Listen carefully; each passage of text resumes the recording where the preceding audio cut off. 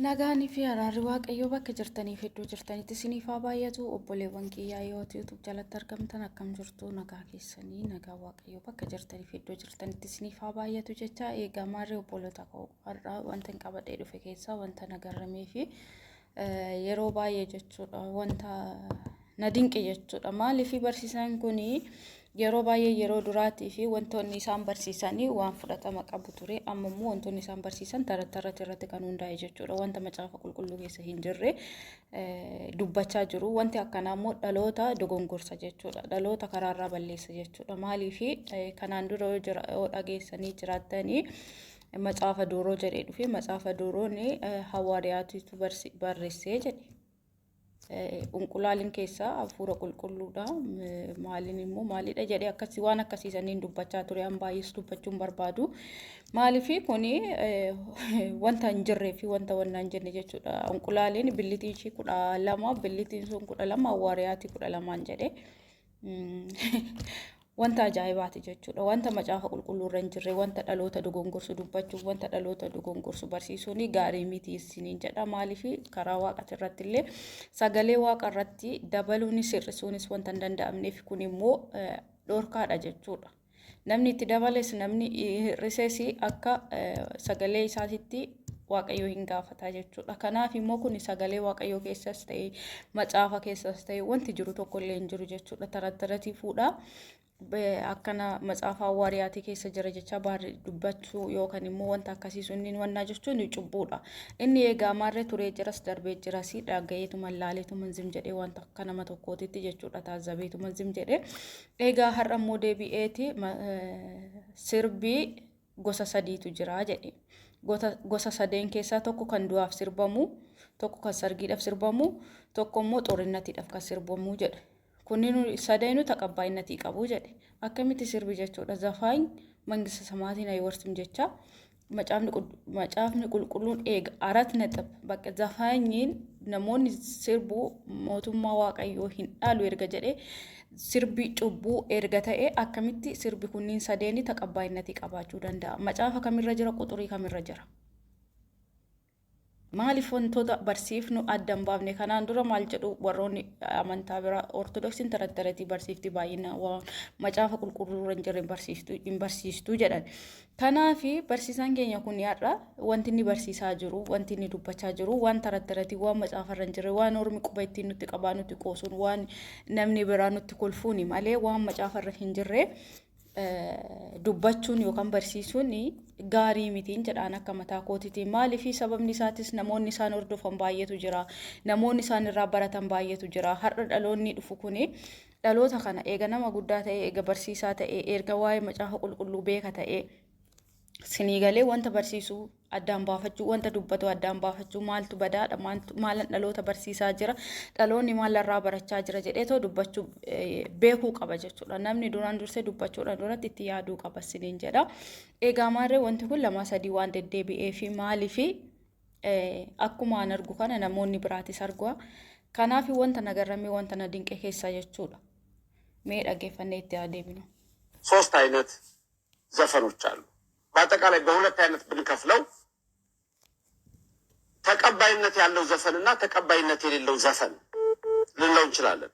ለምሳሌ ተቀባይነት ያለው ዘፈን አንደኛ ሰርግ ላይ፣ ሁለተኛ ለቅሶ ላይ፣ ሶስተኛ ጦርነት ላይ። እነዚህ ተቀባይነት ያላቸው የምንላቸው ናቸው። የዘፈኑ የሰርጉ የዘፈን ነው፣ የሰርግ ዘፈን ነው። የለቅሶ ሙሾ ይባላል። የጦርነቱ ፉከራ ይባላል፣ ሽለላ። እነዚህ ክልክል ያላቸው አይደሉም። በትክክለኛው እንግዲህ ዘፈን ሁለት አይነት ሶስት አይነት ዘፈኖች አልገባኝም ማሪኩም ክልክል ሚቲ የቻጀራ maaliif akka kilkiliin taane maaliif akka ta'uu dhabe annaa galuu dide boota kanatti sirbi kamiinuu jechuudha. Akka macaafni qulqulluun nu barsiistu sirbi kamiiyyuu mootummaa waaqayyoo kan dhaalu tokko illee hin jiru jechuudha. akka ani beekutti jechuudha. Akkan baradhettis jechuudha. Akka macaafarraa dubbifadhettis jechuudha. Asitti immoo sirbi sadeen kuni amma fakkeenyaa fi sirba bootaa du'aa yoo jenne kan arginu yoo daratii of rukutaa waa'ee jechaa namaa boo'u jechuudha.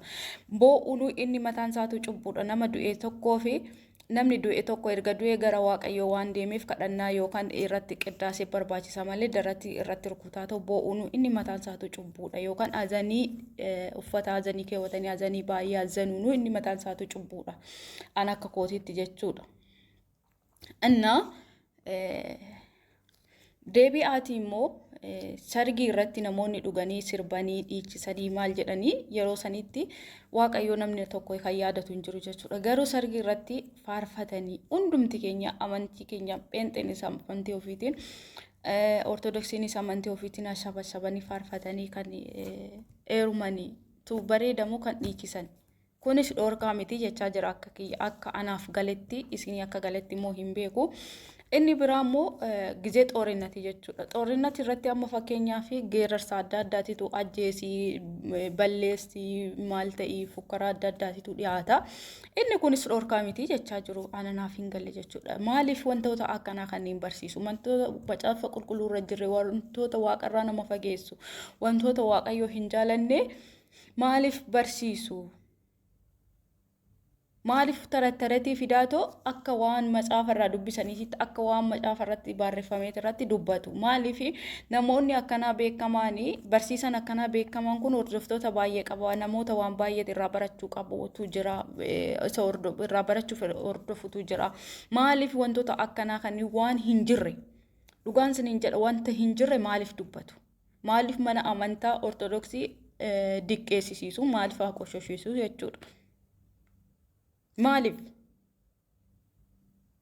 wantoonni barsiisuu barbaadan waan baay'eetu jira. Oo barsiisuu barbaadan wantoonni dubbachuu barbaadan yoo dubbachuu barbaadan waan baay'eetu jira. Garuu asirratti yoo dhagaa jirtan ta'ee kunniin sadeen dhoorkaa miti jedha. Ergaa sargi irratti kan dhoorkaa kan sargii dhoorkaa hin taane kan gizee boo'ichaa dhoorkaa hin taane gizee xoorinnatii kunniin dhoorkaa erga hin taane kamtu dhoorgaa dharee sirbi? Kaminni kan dhoorgaa ta'e? Kaminni kan cubbuu ta'e? Kaminni sirbituun mootummaa waaqayyoo hin dhaltu akkan jechisiisu kan ta'e jechuudha. Ajaa'ibaabe. Kuni yoo laata mootummaa waaqayyoo gala laata kanatti jedhe kuni xiqqoo dhaggeeffannee deebinaa. Afardu keet saagaa tura gabtoo ka hodee beetuun sarraa liixuu ka ጤፍ ነው አብሲቱም ጀሶ ስንት ዓመት በላኝ አንጀቴን ጠብሶ ሙዞን ከቅቤ እያቀለጥከው ይኸው ጉበቴን ወንፊት አረከው ባለ ጀሶ ባላፈሩ እኔን ገለጣፈጠህ ወይ ብሩ ገና ሳልሞት በቁም ሳለው መላካሌ አፈር ለብሶ ማየው Ishee kun immoo mootummaa waaqayyoo dhaaluu danda'a laata? Akkanatti kan sirbe kun dhoorkaadha moo dhoorkaa miti? Ajaa'ibummaan beeku. Dhugaadha biyya keenya keessatti yeroo ammaa kana sagaaturaa maali jechuun binaamin kan jedhamu kanatu baay'inaan muuziin immoo dhadhaa waliin wal makee kan walitti makaa gurguran baay'eetu jira.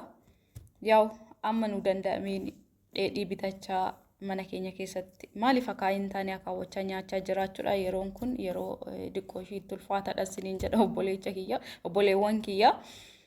Inni obboleessi kiyya sirrii jedhe sirbi kun sirriidha anaaf jechuudha. Sirba osoo hin taane ergaadha. Ergaa dabarsaa jira jechuudha. Inna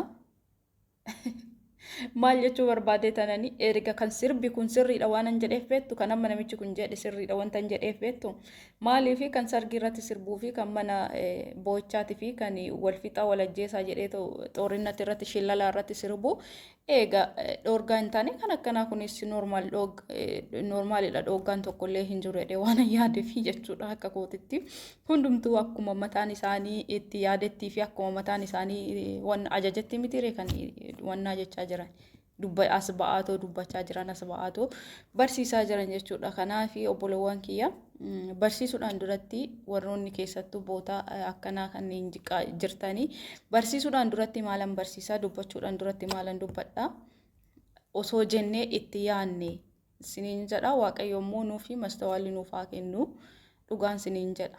ani hin beeku bicha maal akka dhufaa jiru barumsi akkamiillee akka dhufaa jiru barra akkamiillee akka dhufaa jiru anaaf naaf hin galu እና ani waan na dinqeefi isiniin jedha waan diqqoshii wanti kuni dhaloota balleessa waan an jedheefi beektanii jedhee akka kootitti waan yaadeef jechuudha maaliifi eega kuni normally eega ta'ee bayeen dhiichisa jedhee namni sargi irratti barbaadu dhiite akka barbaadu ta'uu hin danda'a yookaan shillala irratti dhiituu hin danda'a maaliifi kunni sadeen dhoorkaa ergan taane jechuudha wanti akkanaa kun hin danda'amu yaa jaran sirba mana kamittuu sirbi bootaa kamittuu sirbi haala kamiinis sirbi boo'as sirbi kolfaas sirbi fiigas sirbi taa'as sirbi sirba sirbituu mootummaa waaqayyoo hin dhaaltu erga jedhame arasnatiif cufamee jira jechuudha wanti kan mana boo'aa'ins rakkinnan qabu kan mana xoorinati rakkinnan qabu kan wanna rakkinnan qabu minaaminni rakkinnan qabu kun wanti jedhamu tokkollee hin jiru in dogongoriin asirratti jechuudha warroota dogongora akkana kana dhaggeeffatanii dogongortan irraa of eeggadhaa dhugaan siniin jedha maaliifi wanti kuni wanta hin taane jechuudha barumsa hin taane jechuudha kan fidaa dhufaa ta'u dhaloota balleessaa jiran nama guddaadha warroota jedhaman jechuudha boota guddaa jiru warroota jedhaman jechuudha barsiisaa gaariidha warroota jedhamaa jirantu karaarraa badee dhalootas balleessaa jira siniin jedha obboloota koo yaanni an qabu isuma kana ፖሊስ ዳኛ ፍራዳ ያበላኝን ጋጋሪው ያስረዳ ምን ያህል ነው ስንት ዘመን ተንቀሳቃሽ ብሎኬት ያረከኝ ወይኔ